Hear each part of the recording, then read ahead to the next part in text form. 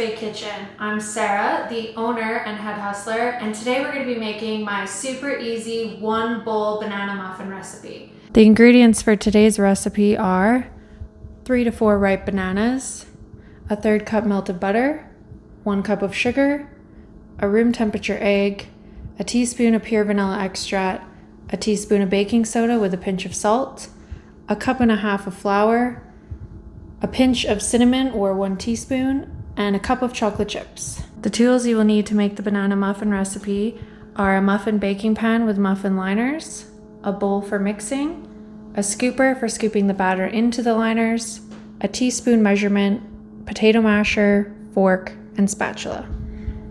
The first thing you're going to want to do is take out your egg from your refrigerator and have it sit at room temperature for 1 hour prior to starting the recipe. The second thing you're going to want to do is preheat your oven to 350 degrees and have it preheating while you're assembling the muffin recipe. Alright, so let's get started. The first thing you're going to want to do is grab your bananas. Now, you're going to want to use all the ripe bananas you have left in your house, the riper the better. And you're just going to mash them into your bowl. 3 to 4 is good, depending how banana-y you want it.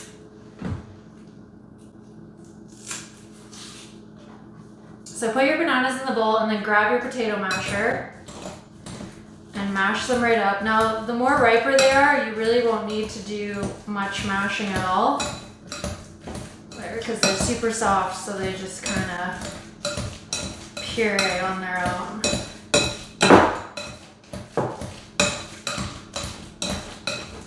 The next thing you're going to want to do is grab your melted butter. So it's a 1/3 cup, and what I suggest is melting the butter in the microwave and then letting it sit on the counter for a little while so it's not piping hot when you add it in with your bananas. So we're just going to mix this in with the bananas just till it's blended. The next thing you're going to want to do is add in 1 cup of sugar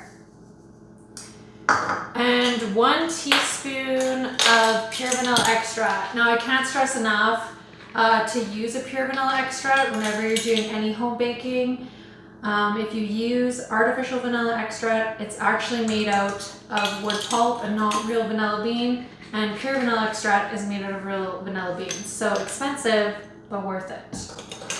And the next thing you're going to want to do is grab your room temperature egg that's been chilling at room temperature for over an hour. And we're going to whip it up just with a fork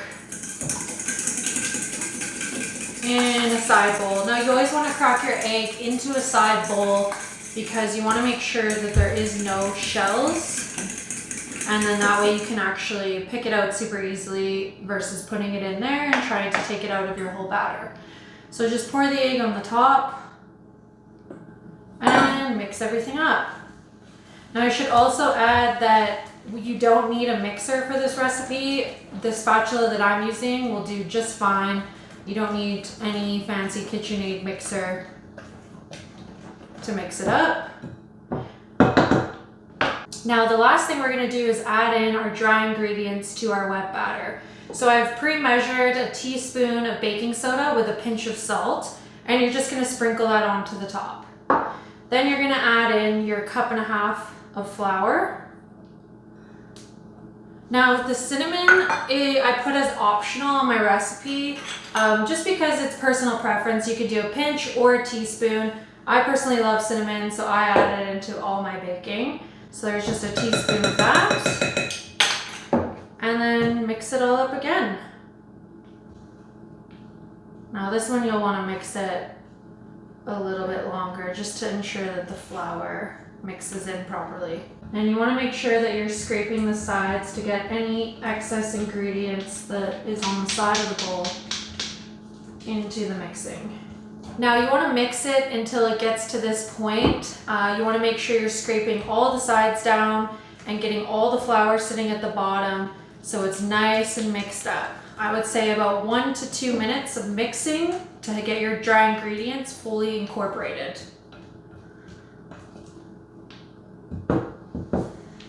Now, the last thing we're going to do, and this is optional as well, is add in a cup of miniature chocolate chips. I choose semi-sweet just because it adds a little bit of kick and flavor. You can leave these out though, but I mean, who doesn't want chocolate chips in a muffin? And just mix them in. This is the last thing you're gonna wanna add because the recipe is done and it's just the final mix in. And at this point too, if you don't wanna do chocolate chips, you could add in walnuts, coconut, almonds, whatever else you want to add into your muffin. Okay, so now that our recipe is all mixed up, we're going to scoop them into our pre-prepared muffin liners.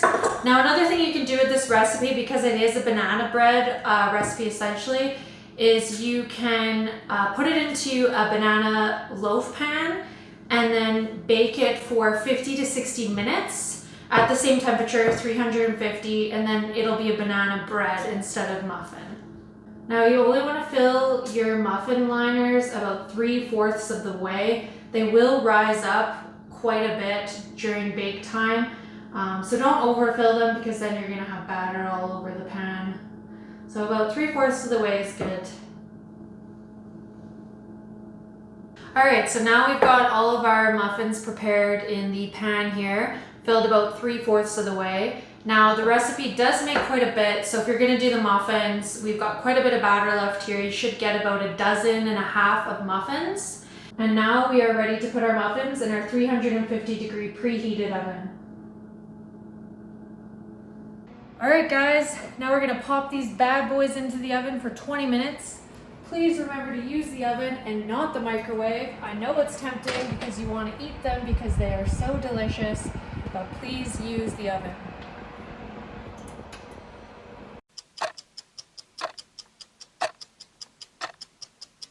Welcome back guys. Our muffins have been baking for 20 minutes, so we're going to take them out of the oven now. Oh yeah. They should be a nice golden brown all around the edges. Look at those banana chunks in there.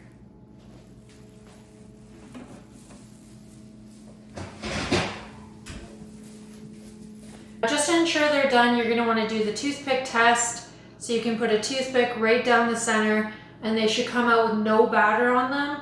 Now because there's chocolate chips in here, you might get a little bit of chocolate chip residue, but there should be no wet batter of the banana muffin itself coming out. Alright guys, now that we've done the toothpick test, they're nice and golden brown around the edges. We know that they're done. You're going to want to let them cool in the pan for about 5 minutes, I would say, and then take them out of the pan and put them on the cooling rack to cool further. Now once they're cooled, you can enjoy them. They're also great warm. You can melt some fresh butter and put them on the muffin and they taste delicious. Thanks for joining me today guys. I hope you liked my first video. You can find the link for the recipe in the description box below to download. Make sure you follow us on Facebook and Instagram at Baked YYC. If you enjoyed today's video, please hit subscribe, and if you try out the recipe, please ensure to tag #JustBakedYYC. See you guys next time.